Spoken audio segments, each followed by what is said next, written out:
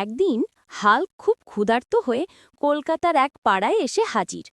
সবার রান্নাঘর থেকে গন্ধ শুকে সেই পৌঁছে গেল এক দিদার বাড়ি। দিদা তখন ভাতের হাঁড়ি চড়িয়েছেন, ডাল ফোটাতে ফোটাতে বড়ই ভাজছেন।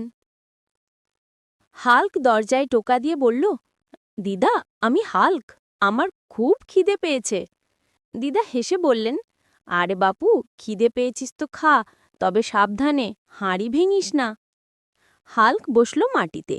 দিদা একটা বিশাল থালা ভরে ভাত, ডাল, ভাজা, মাছ, টক সব সাজিয়ে দিলেন। হাল্ক খেতে খেতে বলে উঠল, হাল্ক স্ম্যাশ, খিদে!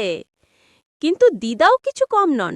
তিনিও নিজের প্লেট ভরে ধীরে ধীরে খেতে শুরু করলেন। আশ্চর্যের ব্যাপার, যতই খান তার থালা কখনো খালি হয় না। হাল্ক চোখ কপালে তুলে বলল, দিদা, তুমি কি জাদু করি? দিদা হেসে বললেন, না রে, আমি বাঙালি দিদা, পেটুক হলে কত খাওয়া যায় তা তো